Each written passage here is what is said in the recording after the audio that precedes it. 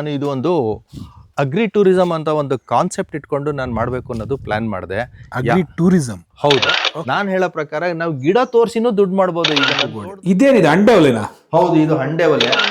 ಇಲ್ಲಿ ನಾವು ತೋರಿಸ್ಬೇಕಾಗಿರೋದು ನಾವು ಉಳ್ಕೊಳ್ಳೋ ಮನೆ ಅನ್ನೋದಕ್ಕಿಂತನೂ ನಾವು ಬೆಳೆದಿರೋಂತ ಗಿಡ ಮರಗಳನ್ನ ತೋರಿಸ್ಬೇಕಾಗಿರೋದು ಉದ್ದೇಶ. ಹೌದು. ಒಂದು ಈ ರೂಮಿಂದ ಒಂದು ವಿಶೇಷತೆ ನಾನು ತೋರಿಸ್ತೀನಿ ನೋಡಿ. ಇವಾಗ ಈ ಗೋಡೆ ನಾರ್ಮಲ್ ಗೋಡೆ ವಿತ್ ಪೇಂಟಿಂಗ್ ಇದೆ. ಈ ಕಡೆ ಗೋಡೆ ಬಂದ್ರೆ ನಿಮಗೆ ಕಲ್ಲಿನ ತರ ಇದೆ. ಹೌದು. ಇದು ಬಂದ್ರೆ ನಿಮಗೆ ಕ್ಲೇ ಬ್ರಿಕ್ಸ್ ಇಂದ ಮಾಡಿರೋಂಥದ್ದು. ಹೌದು. ಈ ಕಡೆ ಗೋಡೆ ಬಂದ್ರೆ ನಿಮಗೆ ಟೆಕ್ಸ್ಚರ್ ಪೇಂಟಿಂಗ್ ಇಂದ ಮಾಡಿರೋಂಥದ್ದು. ಅಂದ್ರೆ ವೃತ್ತಿಯಲ್ಲಿ ಆರ್ಕಿಟೆಕ್ಟ್ ಬಿಲ್ಡರ್ ಆದ್ರಿಂದ ಇದು ನನ್ನ ವೃತ್ತಿಗೂ ಇದು ಹೆಲ್ಪ್ ಮಾಡುತ್ತೆ. ಯಾಕಂದ್ರೆ ಈ ತರದ್ದು ನೀವು ಫಾರ್ಮ್ ಹೌಸ್ಗಳಲ್ಲಿ ಕಾಟೇಜ್ ಮಾಡಬಹುದು ಅನ್ನೋದನ್ನ ತೋರಿಸ್ಕೊಡೋದಕ್ಕೋಸ್ಕರ ನಾನು ಇದನ್ನ ಮಾಡಿದ್ದೀನಿ. ಇಲ್ಲ, ನಾನು ಇದು ಒಂದು ಅಗ್ರಿ ಟೂರಿಸಂ ಅಂತ ಒಂದು ಕಾನ್ಸೆಪ್ಟ್ ಇಟ್ಕೊಂಡು ನಾನು ಮಾಡಬೇಕು ಅನ್ನೋದು ಪ್ಲಾನ್ ಮಾಡಿದೆ. Agri tourism. ಹೌದು. ಓಕೆ. ಅಗ್ರಿ ಟೂರಿಸಂ ಅಂದ್ರೆ ಏನು ಅಂದ್ರೆ, ನಾನು ಇಲ್ಲಿ ಬಂದಾಗ ರೈತರು ಬಹಳಷ್ಟು ಕಷ್ಟಪಡ್ತಾ ಇದ್ರು. ಅವ್ರ ಬೆಳೆ ಬಂದಾಗ ಅವ್ರನ್ನ ಮಾರೋದಕ್ಕೆ ಕಷ್ಟ ಆಗ್ತಾ ಇತ್ತು. ಹಾಗಾಗಿ ರೈತರಿಗೆ ಏನಾದರೂ ಒಂದು ಪ್ಯಾಸಿವ್ ಇನ್ಕಮ್ ಬರ್ಬೋದಾ ಅನ್ನೋಂಥ ಯೋಚನೆ ಮಾಡಿ ನಾನೊಂದು 4-5 ವರ್ಷ ಯೋಚನೆ ಮಾಡಿದ್ಮೇಲೆ ಇದು ನನಗೆ ಹೊಳೆದಿದ್ದು. ಬನ್ನಿ ಅದು ಏನಿದೆ ಅಂತ ತೋರಿಸ್ತೀನಿ. ಅಗ್ರಿ ಟೂರಿಸಂ ಅನ್ನೋದನ್ನ ಇತ್ತೀಚಿನ ದಿನಗಳಲ್ಲಿ ನಾವು ಸುಮಾರು ಕಡೆ ನೋಡ್ತಾ ಇದ್ದೀವಿ. ರೈತರುಗಳು ಹಾಕೊಳ್ತಾ ಇದ್ದಾರೆ, ಅಂದರೆ ಮಾಡ್ತಾ ಇದ್ದಾರೆ. ಅದ್ರ ಬಗ್ಗೆ ಈಗ ಆಲ್ರೆಡಿ ನೀವು ಮಾಡಿರೋರ ಬಗ್ಗೆ, ಮಾಡಿರೋರಿಂದ ಒಂದು ಮಾಹಿತಿ ತಗೊಳ್ಳೋದು ಇನ್ನೂ ಒಂದು ಅದು ಉತ್ತಮವಾದಂಥ ಒಂದು ಇದೆ ಅನ್ಸುತ್ತೆ. ಹೌದು ಸರ್. ಹೇಗೆ ಸರ್ ಇದು ಅಗ್ರಿ ಟೂರಿಸಮ್ ನಿಮ್ಮ ಒಂದು ವರ್ಕಿಂಗ್ ಮಾಡೆಲ್ ಹೇಗೆ? ಇದು ನಂದೊಂದು ಕಲ್ಪನೆ. ಈ ಕಲ್ಪನೆ ಹೇಗಿದೆ ಅಂತ ಹೇಳಿದ್ರೆ, ಒಬ್ಬ ರೈತ ಅವನಿಗೆ ಇರೋವಂಥ ಜಮೀನಲ್ಲೇನೆ ಅವನು ಸಾಲ ಮಾಡಿ ಇದನ್ನ ಕಟ್ಟಬಾರ್ದು. ಅವನ ಹತ್ರ ಇರೋವಂಥದ್ರಲ್ಲೇನೆ ಸಿಟಿ ಜನಗಳನ್ನ ಇಲ್ಲಿ ಕರೆಸಿ, ಇಲ್ಲಿ ಹಳ್ಳಿ ಜೀವನನ ತೋರಿಸಿ, ಅವನು ಬೆಳೆದಿರೋವಂಥ ಗಿಡ ಮರಗಳಾಗಿರ್ಬೋದು ಅವನ್ನೆಲ್ಲ ತೋರಿಸಿ, ಅವರಿಗೆ ಮಧ್ಯಾಹ್ನ ಒಂದು ಒಳ್ಳೆ ಊಟ ಕೊಟ್ಟು ಅವನು ಒಂದು ಆದಾಯ ಗಳಿಸ್ಕೊಳ್ಳುವಂಥದ್ದು ಒಂದು ಮೂಲನ ಇದನ್ನ ಸೃಷ್ಟಿಸಿದ್ದೀನಿ ಸರ್. ಇದು ಎಂತ ಮಾತು ಹೇಳಿದ್ರಿ. ಒಂದು ಅದ್ರಲ್ಲಿ ನಾವು ಅರ್ಥ ಮಾಡ್ಕೊಬೇಕಾಗಿರೋದು, ಸಾಲ ಮಾಡಬಾರ್ದು. ಹೌದು ಹೌದು, ಸಾಲ ಯಾವುದೇ ಕಾರಣಕ್ಕೂ ಸಾಲ ಮಾಡಬಾರ್ದು. ಅವನು ಇರೋದ್ರಲ್ಲೇನೆ ಅವನು ಇಲ್ಲಿ ನಾವು ತೋರಿಸ್ಬೇಕಾಗಿರೋದು ನಾವು ಉಳ್ಕೊಳ್ಳೋ ಮನೆ ಅನ್ನೋದಕ್ಕಿಂತನೂ ನಾವು ಬೆಳೆದಿರೋಂಥ ಗಿಡ ಮರಗಳನ್ನ ತೋರಿಸ್ಬೇಕಾಗಿರೋದು ಉದ್ದೇಶ. ಹೌದು. ಇಲ್ಲಿ ನಾವು ಬೆಳೆದಂತಹ ಬೆಳೆ ಅದನ್ನ ನಾವು ತೋರಿಸುವಂಥದ್ದು ಮುಖ್ಯ ಉದ್ದೇಶ ಆಗಿರುತ್ತೆ. ಹೌದು. ಸೊ ಇದು ಬರೀ ತೋರಿಕೆ ಮಾತ್ರ. ಹೌದು. ಆದ್ರೆ ನೀವು ಕೇಳ್ಬೋದು, ಮತ್ತೆ ನೀವ್ಯಾಕೆ ಇದನ್ನ ಕಟ್ಟಿದ್ದೀರಾ ಅಂತ ಹೇಳಿದ್ರೆ, ನಾನು ವೃತ್ತಿಯಲ್ಲಿ ಆರ್ಕಿಟೆಕ್ಟ್ ಬಿಲ್ಡರ್ ಆದ್ರಿಂದ ಇದು ನನ್ನ ವೃತ್ತಿಗೂ ಇದು ಹೆಲ್ಪ್ ಮಾಡುತ್ತೆ. ಯಾಕಂದ್ರೆ ಈ ತರದ್ದು ನೀವು ಫಾರ್ಮ್ ಹೌಸ್ಗಳಲ್ಲಿ ಕಾಟೇಜ್ ಮಾಡಬಹುದು ಅನ್ನೋದನ್ನ ತೋರಿಸ್ಕೊಡೋದಕ್ಕೋಸ್ಕರ ನಾನು ಇದನ್ನ ಮಾಡಿದ್ದೀನಿ. ಈ ಒಂದು ಹಂತದಲ್ಲಿ ಈಗ ನೀವು ಬಿಲ್ಡರ್ ಆಗಿರೋದ್ರಿಂದ ಮನೆಗಳನ್ನು ನಾವು ನೋಡ್ಬೋದು. ಇಲ್ಲಿ ಹೆಸರುಗಳು ಒಂದು ಯುನೀಕ್ ಆಗಿದೆ. ಭತ್ತ, ರಾಗಿ, ನಾನು ಆ ಕಡೆನೂ ಒಂದೆರಡು ನೋಡಿದೆ. ನವಣೆ ಸಜ್ಜೆ ಅಂತ ಹೇಳ್ಬಿಟ್ಟು. ಹೇಗೆ ಭಾವನಾತ್ಮಕವಾಗಿ ನಾವು ಹಳ್ಳಿ ಮಧ್ಯದಲ್ಲೇ ಇದೀವಿ ಅನ್ನೋದು ಒಂದು ಮನ್ಸಿಗೆ ಖುಷಿ ಸಿಗ್ಲಿ ಅಂತ ಒಂದೊಂದು ರೂಮ್ಗುನು ಭತ್ತ, ರಾಗಿ, ನವಣೆ, ಸಜ್ಜೆ ಅಂತ ಹೆಸರಿಟ್ಟಿದೀವಿ. ಈಗ ನಾವು ರಾಗಿ ರೂಮ್ ಒಳಗಡೆ ಹೋಗೋಣ. ರಾಗಿ ರೂಮ್ ಒಳಗಡೆ ನೋಡೋಣ.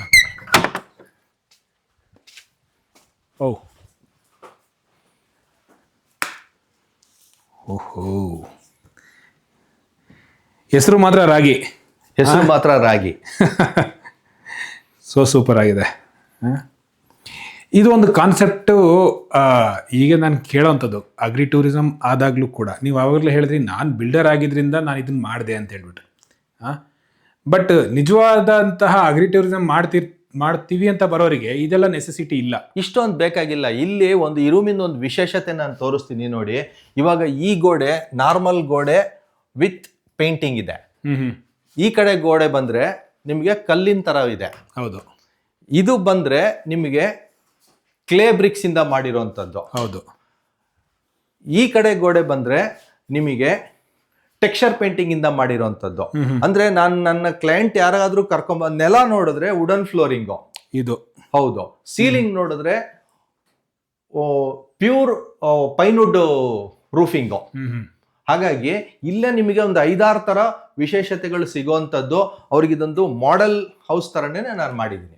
ನಿಮ್ಮ ಮನೆನೂ ಒಂದು ಮಾಡೆಲ್ ಆಗುತ್ತೆ, ಜೊತೆಗೆ ನಿಮ್ಮ ಅಗ್ರಿ ಟೂರಿಸಂ ಇಂದ ಒಂದು ಇದು ಕೂಡ ಒಂದು ಮಾಡೆಲ್ ಆಗಿ ವರ್ಕ್ ಆಗುತ್ತೆ. ಹೌದು ಹೌದು. ಓಕೆ. ಅದು ನಾವೇ ಈ ಸ್ಮಾಲ್ ಪ್ರಾತ್ಯಕ್ಷಿಕೆ ಅಂತ ಕರಿತೀವಲ್ಲ, ಹೌದು, ಆ ರೀತಿ ಇದನ್ನ ನಾವು ಇದು ಮಾಡಬಹುದು, ಮಾಡ್ಕೋಬಹುದು. ಆಮೇಲೆ ಇನ್ನೊಂದು, ನಾವು ಅಗ್ರಿ ಟೂರಿಸಂ ಅನ್ನೋದ್ರಲ್ಲಿ ನಾವು ಹೆಚ್ಚಿನಾಗಿ ಗಿಡ ಮರಗಳನ್ನ ಪರಿಚಯ ಮಾಡಿಸ್ಬೇಕು ಅನ್ನೋ ಒಂದು ಕಾರಣದಿಂದ ಈ ರೂಮಲ್ಲಿ ಎಲ್ಲಿ ಹುಡುಕಿದ್ರು ನಿಮ್ಗೆ ಟಿವಿ ಸಿಗಲ್ಲ. ಹೌದು, ನಾನು ಬಂದು ನೋಡಿದೆ. ಓಕೆ, ಅಲ್ಲ, ನಿಮ್ಮ ಕಾನ್ಸೆಪ್ಟ್ಗಳನ್ನ ನೀವು ಅದನ್ನ ಅಳವಡಿಸ್ಕೊಂಡಿರುವಂತ ರೀತಿ, ಬಟ್ ಇದನ್ನೆಲ್ಲ ಬಂದವರಿಗೆಲ್ಲ ಬರೋರು ಹೇಗೆ, ಅಂದ್ರೆ ಬರೋರು ಕೇಳಲ್ವಾ, ಹೇಗೆ?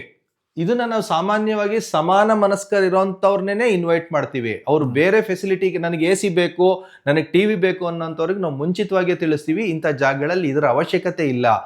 ನೂರಾರು ಜಾಗಗಳಲ್ಲಿ ಅಂಥದ್ದು ಇದೆ, ಆದ್ರೆ ಒಂದೇ ಒಂದು ಈ ತರ ಜಾಗಗಳಲ್ಲಿ ಆ ಥರದ್ದು ಏನು ಇಲ್ಲ. ನಮ್ಮ ಉದ್ದೇಶ ಏನಿರುತ್ತೆ ಆ ಉದ್ದೇಶ ಪರಿಪೂರ್ಣ ಆಗ್ಬೇಕು ಅಂದ್ರೆ ಇಂಥ ಜಾಗಗಳಿಗೆ ಬರಬೇಕು, ಇಂಥ ಜಾಗಗಳಿಗೆ ಬರಬೇಕು. ಹೌದು. ಸೊ ಇಲ್ಲಿ ನೋಡಿ, ಈಗಲೂ ಇನ್ನೊಂದು ಟೆಕ್ನಿಕ್ಕು, ನಾನು MSc ಫಿಸಿಕ್ಸು ಮಾಡಿದ್ದೀನಿ. ಅವಾಗೆಲ್ಲ ಓದ್ದಂಗೆ ಹಾಟ್ ಏರ್ ಮೇಲ್ಗಡೆ ಹೋಗುತ್ತೆ ಅಂತ, ಹಾಗಾಗಿ ನಮ್ಮ ಬಿಸಿ ಗಾಳಿ ಮೇಲ್ಗಡೆ ಹೋಗಿ ಅಲ್ಲಿಂದ ಏರ್ ಔಟ್ ಆಗುತ್ತೆ. ಹಾಗಾಗಿ ಈ ರೂಮ್ ನಿಮಗೆ ತುಂಬಾ ಕೂಲ್ ಆಗಿರುತ್ತೆ. ಈ ರೂಮ್ಗೆ AC ಆಗ್ಲಿ ಫ್ಯಾನ್ ಆಗ್ಲಿ ಬೇಕಾಗಿರಲ್ಲ. ಇದು ನಿಮ್ಮ ಸೊಳ್ಳೆ ಪರ್ದೆನಾ ಸರ್ ಇದು? ಹೌದು, ಇನ್ಸೆಕ್ಟ್ಸ್ ಬರಬಾರ್ದು ಇದಾಗಬಾರ್ದು ಅಂತ. ಓಕೆ, ಇನ್ನು ವಾಶ್ರೂಮ್ಗೆ ನಾವು ಬರಬೇಕು ಅಂದ್ರೆ ಇದನ್ನು ಹಳೆ ಕಾಲದ ತರನೇ ಕೆಂಪು ಗೋಡೆ. ಇದೇನಿದೆ, ಅಂಡೆ ಒಲೆನಾ? ಹೌದು, ಇದು ಹಂಡೆ ಒಲೆ. ಯಾಕಂತ ಹೇಳಿದ್ರೆ ಒಬ್ಬ ತೋಟದ ಮನೆ ಅಂತ ಹೇಳಿದ್ಮೇಲೆ ತುಂಬಾ ತೆಂಗಿನ ಗರಿ ಬೀಳುತ್ತೆ, ಟೀಕ್ ಮರಗಳ ಕಡ್ಡಿಗಳೆಲ್ಲ ಬರುತ್ತೆ, ಅದನ್ನ ವೇಸ್ಟ್ ಆಗ್ಬಾರ್ದು ಅನ್ನೋದಕ್ಕೋಸ್ಕರ ಹಂಡೆ ಒಲೆ ಹೊರಗಡೆಯಿಂದ ಉರಿ ಹಾಕೊಂಡ್ ಮಾಡಿದೀವಿ. ಒಳಗಡೆ ಹೊಗೆ ಕೂಡ ಬರಲ್ಲ. ಆದ್ರೆ ಪ್ರತಿದಿನ 24 ಗಂಟೆನೂ ತುಂಬಾ ಬಿಸಿ ಬಿಸಿ ನೀರಿರುತ್ತೆ. ನನಗೆ ಈ ಕಾನ್ಸೆಪ್ಟ್ ಅಂದ್ರೆ ಲಿಟ್ರಲಿ ಕೃಷಿ, ನಮ್ಮ ಅಗ್ರಿ ಟೂರಿಸಂ ಕೃಷಿ ಆಶ್ರಮ ಅಂತ ನಾವು ಕರೀಬಹುದು ಕೆಲವು ಪದದಲ್ಲಿ, ಕನ್ನಡ ಪದದಲ್ಲಿ. ಸರ್, ಲಿಟ್ರಲಿ ಹಾಗೆ ಇರಬೇಕು. ನೀವು ಆಶ್ರಮ ಅಂತ ಕರೆದ್ರು ಇದ್ರಲ್ಲಿ ತಪ್ಪಿಲ್ಲ. ಯಾಕಂತ ಹೇಳಿದ್ರೆ ಇಲ್ಲಿ ಬಂದು ಅವರು ಜೀವಿಸುವಂತ ಪ್ರತಿಯೊಂದು ನಿಮಿಷನೂ ಆಶ್ರಮದ ರೀತಿನೇ ಇರುತ್ತೆ. ಯಾಕಂದ್ರೆ ಇಲ್ಲಿ ನಾವು ಯಾವುದೇ ವಿಧವಾದ ಮದ್ಯ ಕೊಡಲ್ಲ, ನಾನ್ ವೆಜ್ ಕೊಡಲ್ಲ, ಯಾವುದೇ ಇಲ್ಲಿಗಲ್ ಆಕ್ಟಿವಿಟೀಸ್ ಇಲ್ಲ. ಎಲ್ಲರೂ ಬಂದು ಫ್ಯಾಮಿಲಿ ಸಮೇತ ಬಂದು ಎಂಜಾಯ್ ಮಾಡ್ಕೊಂಡು ಹೋಗುವಂತ ಸ್ಥಳ. ಪ್ಲಸ್ ಅವ್ರಿಗೆ ನಾಲೆಡ್ಜು, ಎಜುಕೇಶನ್ ಕೂಡ ಸಿಗುತ್ತೆ ಕೃಷಿಯ ಬಗ್ಗೆ ಮತ್ತೆ ಪರಿಸರದ ಬಗ್ಗೆ. ಕೃಷಿ, ಪರಿಸರ, ಆಧ್ಯಾತ್ಮಿಕ ಹಾಗೂ ಹಳ್ಳಿ ಜೀವನ ಹೇಗಿರುತ್ತೆ ಅನ್ನೋದನ್ನು ಕೂಡ ಇಲ್ಲಿ ನೋಡ್ಬೋದು. ನೋಡಿ, ಹಳ್ಳಿ ಜೀವನದ ಮೊದಲನೇ ಒಂದು ವಿಚಾರನೆ ಈ ಅಂಡೆ ಒಲೆ. ಇವತ್ತಿಗೂ ನಾವು ಪ್ರತಿದಿನ ಇಲ್ಲಿ ಬಿಸಿನೀರಲ್ಲೇನೆ ನ್ಯಾಚುರಲ್ ಆಗಿ ಸ್ನಾನ ಮಾಡ್ತೀವಿ. ಸೂಪರ್. ಎಂತ ಒಂದು ಅದ್ಭುತವಾದಂಥ ಮಾತು. ಯಾಕಂತ ಹೇಳಿದ್ರೆ ಈಗ ನಮ್ಮ ಹೋಮ್ ಸ್ಟೇ ಅನ್ನೋ ಕಾನ್ಸೆಪ್ಟ್ ಅಲ್ಲಿ ಅಂಡೆ ಒಲೆಗಳು ಹೋಗೇ ಬಿಟ್ಟಿದೆ ಹೊರಗಡೆ. ಹೌದೌದು, ಇಲ್ವೇ ಇಲ್ಲ ಅಂತ ನಾವು ಹೇಳ್ಬೋದು. ಅದ್ರ ಮಧ್ಯದಲ್ಲಿ ಇದೊಂದು ಅದ್ಭುತವಾದಂಥ ಇದೇ ರೀತಿ ನಿಮ್ಮ 4 ರೂಮ್ಗಳಿದೆ. ಭತ್ತ, ನವಣೆ ಎಲ್ಲದೂ ಇದೇ ರೀತಿ. ಹೌದು, ಇದೇ ರೀತಿ ಸೇಮ್ ಡೈಮೆನ್ಷನ್. ಇದರಲ್ಲಿ ಒಂದು ಕಿಂಗ್ ಸೈಡ್, ವಿಶಾಲವಾದ ಕಿಂಗ್ ಸೈಜ್ ಬೆಡ್ ಕೂಡ ಇದೆ. ಬೇಕು ಅಂದ್ರೆ ಒಂದು ಎಕ್ಸ್ಟ್ರಾ ಬೆಡ್ ಕೂಡ ಹಾಕೊಡ್ತೀವಿ, ಒಂದು ಫ್ಯಾಮಿಲಿ ಕಂಫರ್ಟಬಲ್ ಆಗಿ ಇದೆ ಅಂತ. ಆಮೇಲೆ ಎರಡನೇದು, ನಾವು ನಮ್ಮ ಮೇನ್ ಮನೆಯಿಂದ ತುಂಬಾ ದೂರ ಇಟ್ಟಿರೋದು ಏನು ಅಂತ ಹೇಳಿದ್ರೆ, ನನ್ನದೊಂದು ಆಲೋಚನೆ ಇತ್ತು, ಒಗ್ಗರಣೆ ವಾಸನೆ ರೂಮ್ ತನಕ ಬರಬಾರ್ದು ಅನ್ನೋದಿತ್ತು. ಹಾಗಾಗಿ ಇದನ್ನ ತುಂಬಾ ದೂರದಲ್ಲಿ ಮಾಡಿದೀವಿ. ಅದೊಂದು ಏನು ಸರ್ ಕಾರಣ? ಯಾಕೆ ಅಂತ ಹೇಳಿದ್ರೆ ಫ್ರೆಶ್ನೆಸ್ ಇರ್ಲಿ ಅಂತ, ಮನೆ ಘಾಟ್ ಆಗ್ಬಾರ್ದು, ಮಲಗಿದ್ದಾಗ ತೊಂದರೆ ಆಗ್ಬಾರ್ದು ಅನ್ನೋದಕ್ಕೋಸ್ಕರ ಇದನ್ನ ಸ್ವಲ್ಪ ದೂರ ಇಟ್ಟಿದ್ದೀರಾ. ಈ ಹಂತದಲ್ಲಿ ನಾನು ಕೇಳಬೇಕು, ಈ ಅಗ್ರಿ ಟೂರಿಸಂ ಅಂತ ನಾವೇನು ಕರಿತೀವಿ, ಇದು ರೈತರಿಗೆ ಎಷ್ಟು ಒಂದು ಫೀಸಿಬಲ್? ಸರ್, ಇದು ಫೀಸಬಲ್ ಅನ್ನೋದಕ್ಕಿಂತನೂ ಅವನು ಮನಸ್ಸನ್ನ ಮಾಡ್ಕೋಬೇಕು. ಯಾಕಂತ ಹೇಳಿದ್ರೆ ಇವತ್ತಿನ ಚಾಲೆಂಜಿಂಗ್ ಲೈಫಲ್ಲಿ ಅವ್ನು ಬೆಳೆದಿದ್ದಕ್ಕೆ ಬೆಲೆ ಸಿಗದೆ ಇರ್ಬೋದು, ಆದರೆ ನಾನು ಹೇಳೋ ಪ್ರಕಾರ ನಾವು ಗಿಡ ತೋರಿಸಿನೂ ದುಡ್ಡು ಮಾಡ್ಬೋದು. ಈಗ ನನ್ನ ತೋಟದಲ್ಲಿ ನಿಮಗೆ ವೈವಿಧ್ಯಮಯ 100ಕ್ಕೂ ಹೆಚ್ಚು ಹಣ್ಣಿನ ಗಿಡಗಳಿದೆ.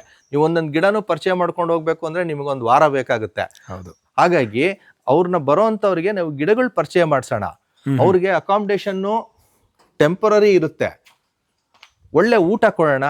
ಹಾಗಾಗಿ ಪ್ರತಿಯೊಬ್ಬರೂ ಇದನ್ನ ಈಸಿಯಾಗಿ ಅಡಾಪ್ಟ್ ಮಾಡ್ಕೋಬಹುದು. ಪ್ರತಿಯೊಬ್ಬ ರೈತನೂ ಅವ್ನ ತೋಟದಲ್ಲಿ 1 ಮನೆ 2 ಮನೆ ರೂಮ್ಗಳು ರೂಮ್ಗಳನ್ನ ಕಟ್ಕೋಬಹುದು. ಹೌದು, ತುಂಬಾ ಒಂದು ಆಡಂಬರದ ಬೇಡ, ಬಟ್ ಅಲ್ಲ, ಆಡಂಬರ ಅವನ ವ್ಯಕ್ತಿ ಅನುಸಾರ. ನಾನು ಮೊದಲೇ ಹೇಳ್ದಂಗೆ ಯಾವುದು ಸಾಲ ಗೀಲ ಮಾಡದೆ ಮಾಡ್ಕೊಳ್ಳಿ, ಅವನಿಗೆ ಇದರಿಂದ ಹೊರೆ ಆಗ್ಬಾರ್ದೇ ಹೊರತು ಅವನಿಗೆ ಇದರಿಂದ ಲಾಭ ಬರುವಂತ ಆಗ್ಬೇಕು. ಅದೇ, ಹೊರೆ ಆಗ್ಬಾರ್ದು, ಲಾಭ ಬರಬೇಕು. ಹೌದೌದು. ಸುಮ್ಮನೆ ಏನೋ ಮಾಡ್ತೀವಿ ಅಂತ ಬಿಟ್ಟು ಹೋಗ್ಬಿಟ್ಟು ಹಿಂದೆ ಬೀಳುವಂತದ್ರಲ್ಲಿ ಯಾವುದೇ ಉಪಯೋಗ ಇಲ್ಲ.